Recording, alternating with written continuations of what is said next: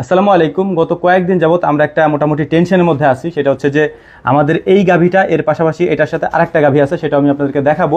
এই দুইটা গাভীর বাচ্চা দেওয়ার কথা, কিন্তু এই বাচ্চা দেওয়ার মানে যে তারিখটা আছে সেই তারিখের ওভার হয়ে গেছে, এখন যে কোনো সময় দিতে পারে। আর যে কারণে হচ্ছে আমরা কোথাও বেরোতেও পারতেছি না, কারণ আমাদের যেহেতু অনেকগুলা খামার বলতে আমাদের হাঁসের খামার, মুরগির খামার বা অন্য যে খামারগুলো আছে, ওই খামারগুলোতেও আমাদের তেমন একটা সময় দেওয়া হচ্ছে না এখানে থাকার কারণে। আর এটার মূল কারণ হচ্ছে এই বাচ্চাটা কখন দেয় চিন্তার একটা বিষয়, কারণ যে কোনো মুহূর্তে দিতে পারে। কয়েকটা লক্ষণ আমি আপনাদেরকে দেখাই। যেমন ধরেন, বাচ্চা দেওয়ার পূর্বে গাভীর এই যে গর্তটা আছে, এই যে মানে কোমরের এখানে যে গর্তটা থাকে, এইটা গর্ত হয়ে যায় আর কি। এই যে দেখতেই পাচ্ছেন যে এখানে এই একটা গর্ত হয়ে গেছে, পিঠের এইখান থেকে এসে এখানে একটা গর্ত হয়ে গেছে। আর এই সাইডেও সেম, এই সাইডেও সেম, এখানেও এসে এখানে একটা গর্ত হয়ে গেছে, মানে এই জায়গাটা গর্ত হয়ে যায়। আমরা যেটা আর কি আমাদের লক্ষণ হিসেবে যেটা বুঝি। আর আরেকটা লক্ষণ হচ্ছে যে এই যে বাটগুলো আছে, এই বাটগুলো হচ্ছে যে একেবারে শক্ত হয়ে যায়, মানে এটা এখনও শক্ত হয় নাই, মানে এখনও বাচ্চাদের মতো ওয়েতে আসে নাই। এই বাটগুলো একেবারে মোটা হয়ে শক্ত হয়ে যায়। মানে ওই যে আমরা দেখবেন যে অনেক সময় বাচ্চা যখন পানানো হয় আর কি, দুধ পানানোর পরে ওলানের অবস্থাটা যেরকম হয় ওরকম একেবারে টাইট হয়ে যায় আর কি। তো এই মানে বিষয়টাও আমরা লক্ষ্য করি, বা আমরা বিশেষ করে আমাদের ক্ষেত্রে বলতেছি, ভাই কার ক্ষেত্রে কেমন হয় আমি জানি না। আমাদের খামারে যে সব বিষয়গুলো আমরা দেখি সেগুলো আমি আপনাদেরকে জানানোর চেষ্টা করি। তো এইটা হচ্ছে টাইট হয়ে যায়। এই টাইট হওয়ার ফলে হচ্ছে যে আমরা বুঝতে পারি যে হয়তো 2-1 দিনের মধ্যে বাচ্চা দিবে। আর এইটা হচ্ছে আমরা মেন একটা লক্ষণের মধ্যে ধরি, যে এই যে গর্তটা হয়েছে এটা সব গরুরই হয়। যেমন এই যে এই সব গরুর কিন্তু এখানে গর্তটা নাই এখন। হ্যাঁ, এটা যদি বাচ্চা দিত, মানে এটা যদি প্রেগনেন্ট হইতো, যেটা এটা প্রেগনেন্ট না, এটা প্রেগনেন্ট হলে এখান থেকে নিয়ে এখানে এসে গর্ত হয়ে যেত। হ্যাঁ, এরকম কোমরের কাছে হয় আর কি। অনেক গরুর আবার এরকম হয়ও না, কিন্তু যেসব গরু একেবারে লেভেল থাকে, সমানই থাকে, কিন্তু বাচ্চা দেওয়ার সময় গর্ত হয়, তখন আমরা বুঝি যে বাচ্চা দেওয়ার সময় হয়ে গেছে আর কি। তো আলহামদুলিল্লাহ, হয়তো 2-1 দিনের মধ্যে এটা বাচ্চা দিবে। আর আপনারা দোয়া করবেন। আমরা আসলে এটা নিয়ে অনেক মানে টেনশনের মধ্যে আছি, কারণ একটা হইলে কোনো সমস্যা ছিল না, এটার সাথে আরও একটা আছে, আমি আপনাদেরকে সেইটাও দেখাচ্ছি, চলেন। এই হচ্ছে আলহামদুলিল্লাহ আর একটা গাভী। এই গাভীটারও সেম অবস্থা, তবে আমার মনে হইতেছে যে ওই গাভীটার আগে এই গাভীটা বাচ্চা দিবে আর কি। এটা আমাদের একটা দেশি গরু আর কি, দেশি গরু বলা যায়। দুইটা গাভী যেহেতু একসাথে বাচ্চা দিবে, এই কারণে একটু টেনশন বেশি। কারণ হচ্ছে যে কোনটা কখন দিবে, যে কারণে আমরা আগেই বলছি যে বেরোইতে পারি না এখন। আর মানুষের অনেক বেশি চাপ থাকার কারণে আমাদের আরও একটা প্রবলেম হয়ে যায়। এটা আসলে বোঝানো যায় না মানুষের, আসলে মানে আপনারা আমি যতই বোঝাই আপনি বুঝবেন না। দেখা যায় যে আমরা বলি যে শুক্রবারের দিনে আসেন আমাদের সাথে দেখা করেন, দেখা যায় যে মানুষ শুক্রবারের দিনে আসবে না, অন্য সারা সপ্তাহ মানুষ আসতে থাকে আর কি। এটা একটা অনেক বড় আমাদের জন্য একটা সমস্যা। এটা আমরা অনেকবার আপনাদেরকে বোঝাইতে চাইছি, আমাদের কথা কে শোনে আর কি। আলহামদুলিল্লাহ, গতবারের তুলনায় এবার ওলানটা খুব ভালোভাবে ছাড়ছে, মানে একটু বড় হয়েছে। গতবার হয়তো এরকম ছিল না। আর আমাদের এখানে আসার পর, যেহেতু এটা আমরা গতবারই আনছি, গতবার আনার পরে ওর বাচ্চাটা হচ্ছে যে এই বাচ্চাটা সহ আমরা কিনে আনছিলাম। অনেকে হয়তো দেখছেন যে এই ষাঁড় বাছুর সহ আমরা কিনে আনছিলাম। এই ষাঁড় বাছুরটার আরও একটা বৈশিষ্ট্য আছে, আমাদের একটা বাচ্চার লাম্পি স্কিন ডিজিজ, যেটা LSD বলে, সেটার একেবারে মুমূর্ষু অবস্থা হয়ে গেছিলো। আমাদের ওই দরজার ওইখানে এটা আমি শোয়া রাখছিলাম, অনেকে বলতেছিল যে মনে হয় মারা গেছে আর কি। তো আলহামদুলিল্লাহ, আমাদের যে চিকিৎসা আছে লাম্পি স্কিন ডিজিজের, আমরা যেটা দিয়ে থাকি, সেই চিকিৎসাটা দেওয়ার পরে আলহামদুলিল্লাহ এই গরুটা সুস্থ হয়ে যায়। তবে কিছু দাগ এখনও আছে, এটা মিটে না এখন। এই যে কিছু দাগ এখনও আছে। ওর পুরো শরীরে এমন কোনো জায়গা নাই যেখানে হচ্ছে এটা ছিল না।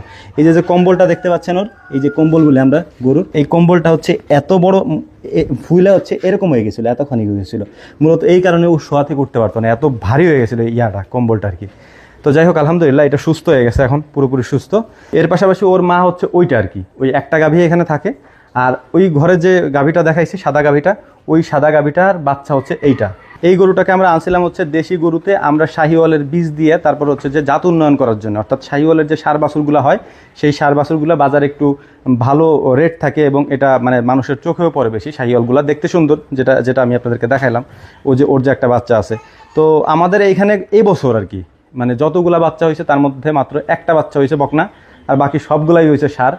তো মানে এই সব গরু থেকে আমরা ষাঁড় বাচ্চাই আশা করি। আল্লাহ তালা যেটা লিখে রাখছেন ওইটাই হবে। তবে আমরা আশা করি যে আল্লাহ তালা যেন আমাদেরকে একটা ষাঁড় বাচ্চা দেন, কারণ এটাই মনে করেন যে 4-5 কেজির মতো দুধ হইতে পারে। ওই তো 4-5 কেজি দুধ হইলে ওইটা আমরা মানে দুধ দহন করি না, ওইটা বাছুরকে খাওয়াই দিই, এবং বাছুরকে খাওয়ানোর পরে বাছুর খুব ভালোভাবে একটা মানে হৃষ্টপুষ্ট হয়। আর আরেকটা বিষয় হচ্ছে যে বাছুরকে বেশি দুধ খাওয়ানো লাগে না, 3 মাস পর্যন্ত মোটামুটি বাছুরে দুধ খায়, এবং দুধের পাশাপাশি আমরা অন্য খাবারও খাওয়াই, মানে দানাদার খাবার, এর পাশে ঘাস, এগুলো আমরা খেতে দিই আর কি। তো যাই হোক, আলহামদুলিল্লাহ, তো এইটাকে আমরা মূলত আনছি এই কারণে যে এইটা থেকে আমরা যে বাছুরটা পাবো, ওই বাছুরটাকে মূলত আমরা ষাঁড় বাছুর যদি হয় তাহলে আমরা পরিপূর্ণভাবে ওকে আমরা রেডি করব মাংসের জন্য আর কি।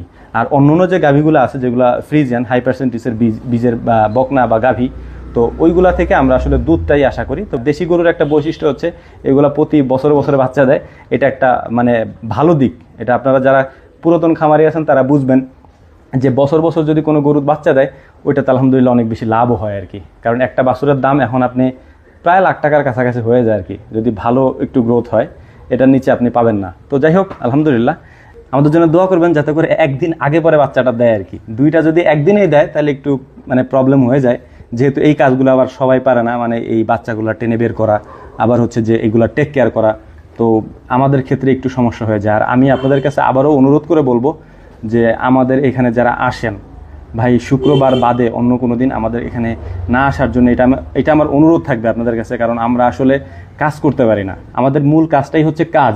এখন আমরা যদি কাজই না করতে পারি, এতগুলা গরু, ছাগল, হাঁস, মুরগি, মাছ যদি আমরা ঠিকমতো কাজ না করতে পারি ভাই, আমাদের অনেক লস হয়ে যায় বিশেষ করে। আর আরেকটা বিষয় আপনাদেরকে আমি বলি, ধরেন আমরা নিয়মিত যদি কাজ না করতে পারি, দেখা যায় এখানে আজকে 2টা মুরগি মারা গেল, তো ওইখানে 2টা হাঁস মারা গেছে, পুকুরে 4টা মাছ মারা গেছে। এখন এগুলোর তো সমাধান করতে হবে, মানে সমস্যা তো হবেই, যেহেতু এগুলা জীবন্ত প্রাণী, সমস্যা হবেই। তো এই সমস্যাগুলো তো আমাদের সমাধান করতে হবে। তো সমাধান করার জন্যই মূলত হচ্ছে যে আমরা প্রতিনিয়ত এদের সাথে কাজ করি, বা এদের গোসল করানো, খাওয়া দাওয়া করানো, এইসব জিনিসগুলো যদি দেখাশোনা পর্যন্ত না করতে পারি, মানে এরকম একটা পরিস্থিতি হয়ে গেছে, এই জন্য আমি আপনাদেরকে বলতেছি যে আমরা দেখাশোনাটাও ঠিকমতো করতে পারছি না আর কি, মানে মানুষের চাপে। তো আমাদেরকে শুক্রবার ছাড়া অন্য কোনো দিন মানে আমাদের এখানে না আসার জন্য আমরা বিশেষভাবে অনুরোধ করতেছি। এতে করে হবে কি, আমরা কাজ করতে পারবো ইনশাআল্লাহ, আপনাদেরকে আরও ভালো ভালো জিনিস আমরা দেখাইতে পারবো, পরামর্শও দিতে পারবো ইনশাআল্লাহ। তো যাই হোক, ছোটো ভাই বা ছেলে হিসেবে যদি ভুল কিছু বলে থাকি তাহলে ক্ষমা সুন্দর দৃষ্টিতে দেখবেন, আর আমাদের জন্য দোয়া করবেন। আল্লাহ তাআলা যেন আমাদের ব্যবসায় বারাকা দান করেন। আসসালামু আলাইকুম রহমতুল্লাহ।